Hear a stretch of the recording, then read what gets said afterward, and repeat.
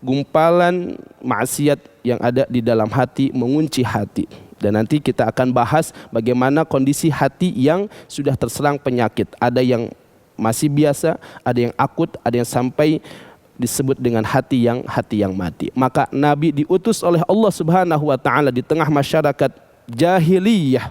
Masyarakat Arab yang jahili yang penuh dengan dosa dan maksiat yang mereka lakukan, Nabi diutus untuk mengajarkan kepada mereka ayat-ayat Allah dan juga untuk menyucikan, membersihkan jiwa-jiwa mereka dari segala macam kotoran. Itu yang pertama. Yang kedua, tazkiyatun nafs adalah sababul falah.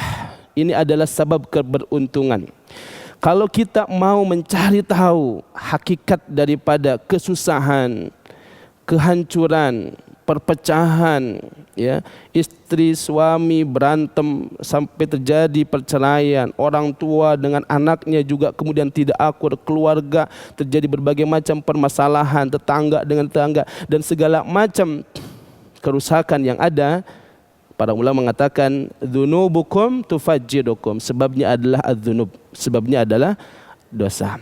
Maka sebaliknya tazkiyatun nufus adalah sababul falah. Pembersihan hati, pembersihan jiwa adalah sebab daripada keberuntungan, kesuksesan kehidupan kita.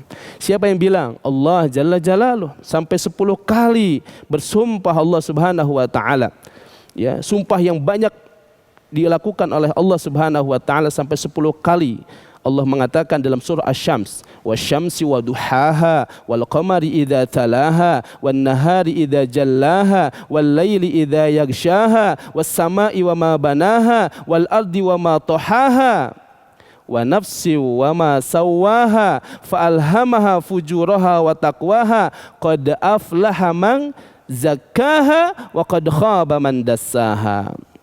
Allah kemudian sampaikan setelah bersumpah dengan makhluk-makhluknya, Allah katakan, maka beruntunglah orang-orang yang mampu membersihkan dan menyucikan jiwanya. Maka rumus simple kita ingin keluar dari segala persoalan hidup kita, hadirin yang dirahmati oleh Allah, adalah bagaimana sekarang kita terus berusaha untuk membersihkan hati dan jiwa kita. Ini yang kedua. Yang ketiga, alasan betapa pentingnya tazkiyatun nafs dalam kehidupan kita karena nafs itu ibarat az-zujaj, kaca atau gelas. Ya, ketika gelas ini kotor, diisi yang bersih sekalipun, maka yang keluar adalah kotor. Atau seperti teko. Teko itu diisi apapun, ya, kalau tekonya kotor, maka yang keluar adalah kotoran. Kalau misalnya ini air zam-zam, ya, air zam-zam dimasukkan ke dalam teko. Zam-zam bersih, suci, air mukjizat, tapi masuk ke dalam teko yang kotor. Apa yang terjadi? Yang dikeluarkan dan diminum oleh orang adalah air kotor, bukan air zam-zam.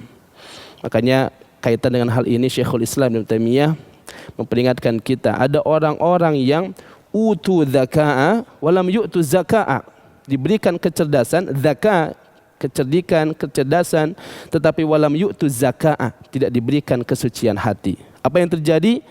Ilmunya menyesatkan manusia. Ilmunya dijual belikan untuk mendapatkan keuntungan dunia yang sedikit.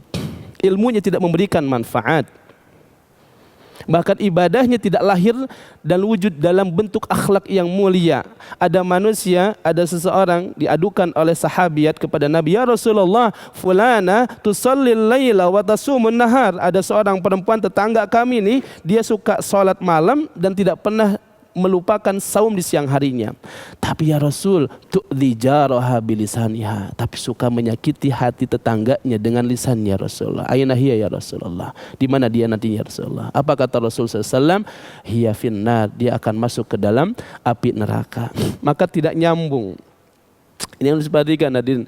Ini adalah kewajiban kita, bagaimana tazkiyatun nafs akan menyelaraskan antara ilmu dengan hati, sehingga yang keluar daripada diri kita adalah kebaikan. Dan disitulah Nabi kemudian diutus, innama bu'itsu liutammima makarimal akhlak, sungguhnya aku diutus untuk menyempurnakan akhlak.